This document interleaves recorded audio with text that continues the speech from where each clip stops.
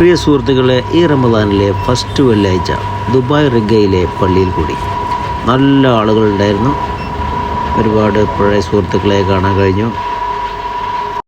പുണ്യങ്ങളുടെ പൂക്കാലമായ റമദാൻ പ്രത്യാശയുടെയും സഹനത്തിൻ്റെയും വലിയൊരു സന്ദേശമാണ് നമുക്ക് നൽകുന്നത്.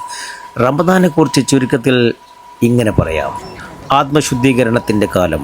കേവലം അന്നപാനീയങ്ങൾ ഉപേക്ഷിക്കൽ മാത്രമല്ല, മനസ്സിനെയും ശരീരത്തെയും ദുശ്ശീലങ്ങളിൽ നിന്ന് ശുദ്ധീകരിക്കുന്ന പ്രക്രിയയാണ് റമദാൻ നോമ്പ്.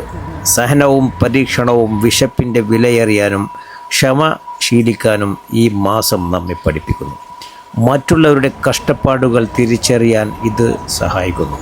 കാരുണ്യവും ദാനധർമ്മങ്ങളും പരമാവധി നന്മകൾ ചെയ്യാനും ദരിദ്രരെ സഹായിക്കാനും പ്രേരിപ്പിക്കുന്ന മാസമാണിത്. സക്കാത്ത്, സദക്ക എന്നിവയിലൂടെ സാമൂഹിക പ്രതിബദ്ധത ഈ കാലയളവിൽ വർദ്ധിക്കുന്നു. പ്രത്യാശയുടെ സന്ദേശം.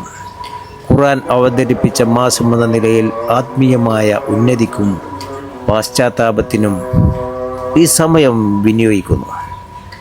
ചുരുക്കത്തിൽ നമ്മെ മികച്ച മനുഷ്യനാക്കി മാറ്റുന്ന ഒരു ട്രെയിനിങ് പീരിയഡാണ് റമദാൻ.